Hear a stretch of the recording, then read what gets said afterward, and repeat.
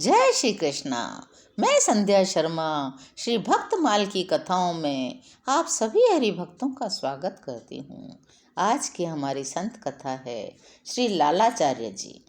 लालाचार्य जी महाराज आचार्य रामानुज जी के जामाता थे। वैष्णव वेश के प्रति उनकी अत्यंत निष्ठा थी। वे वैष्णव वेशधारी प्रत्येक संत को अपना भाई मानते थे। एक बार कोई तुलसी कंठी धारण किए हुए मृत शरीर नदी में बहता हुआ आया। श्री लालाचार्य जी ने उसे निकाला, उसका अपने भाई के समान दाह संस्कार किया। 13वें दिन भोजन के लिए ब्राह्मणों को और कुटुंबियों को निमंत्रण देकर बुलवाया। अज्ञात शव का भंडारा जानकर ब्राह्मण लोग नाक भौं सिकोड़ने लगे। भोजन करने कोई नहीं आया। तब बैकुंठ धाम से भगवान के पार्षद आए, जिन्हें भोजन करते देखते हुए तो सभी लोगों ने देखा, परंतु जाते समय वे आकाश मार्ग से चले गए, किसी को मिले नहीं, उन्हें कोई देख न पाया। इस चमत्कार के बाद से लालाचार्य जी की महिमा संसार में लाखों गुना बढ़ गई। श्री लालाचार्य जी महाराज के इस दिव्य भाव को उनकी सहधर्मिणी तो जानती थी, परंतु साधारण लोग भला इसे क्या समझे।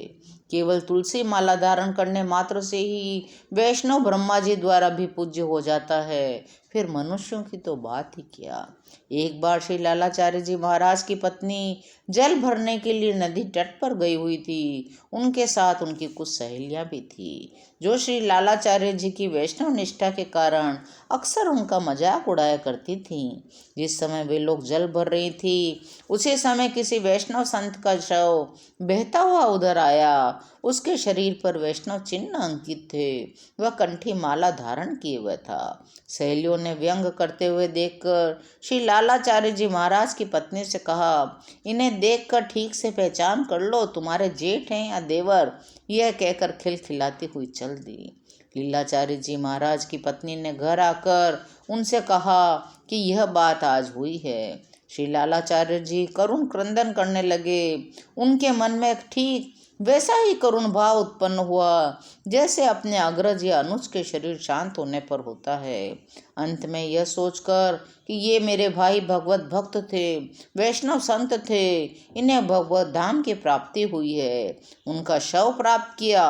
अंतिम क्रिया करने के उद्देश्य से नदी में आए, विधि विधान पूर्वक उनकी क्रिया की।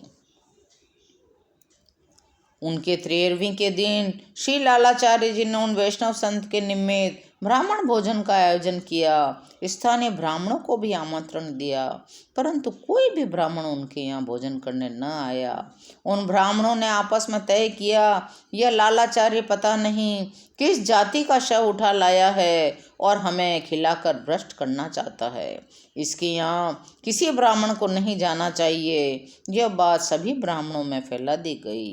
ब्राह्मणों की दुर्भिसंधि का ज्ञान जब लालाचार्य जी को हुआ, वे दुखी हुए, चिंतित हुए। उन्होंने ये सब बातें आचार्य श्री रामानुज से निवेदन की। आचार्य श्री ने कहा, तुम्हें इस विषय में किसी प्रकार की चिंता नहीं करनी चाहिए। वे ब्राह्मण अज्ञानी हैं, वैष्णव प्रसाद के माध्यम का ज्ञान ही नहीं जानते। उन्होंने दिव्य वैष्णव पार्षदों का आह्वान किया। वैष्णव प्रसाद की महिमा जानने वाले वे दिव्य पार्षद ब्राह्मण वेश में उपस्थित होकर श्री लालाचार्य जी के घर की ओर उन्मुख हुए। उन्हें देखकर वहाँ के स्थानीय ब्राह्मणों ने उन्हें रोकना चाहा, परंतु उनके दिव्य तेज से अभिभूत होकर खड़े के खड़े रह गए।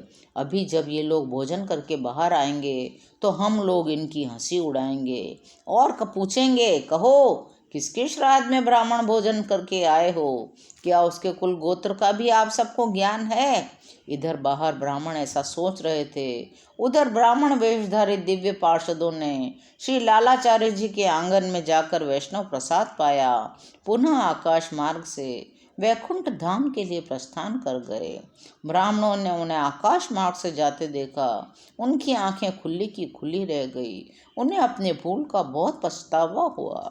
वे श्री लालाचार्य जी महाराज के चरणों में गिर पड़े, रोने लगे, क्षमा मांगने लगे।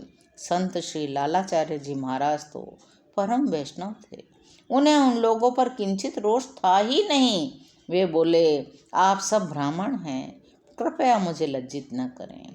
आप सबकी कृपा से मुझे आज दिव्य वैष्णव पार्षदों के दर्शन हुए।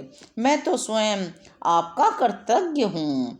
इस प्रकार कहकर लालाचार्य जी शांत हो गए, लेकिन सारे दूसरे ब्राह्मणों ने उनका शिष्यत्व ग्रहण किया और वैष्णव दीक्षा प्राप्त की। आज की कथा यहीं विराम लेती है। शेष कथाएं अगले अंकों में। कथाओं को सुनने के लिए चैनल को सब्सक्राइब करिए और मेरे साथ प्रेम से बोलिए, जय श्री कृष्णा।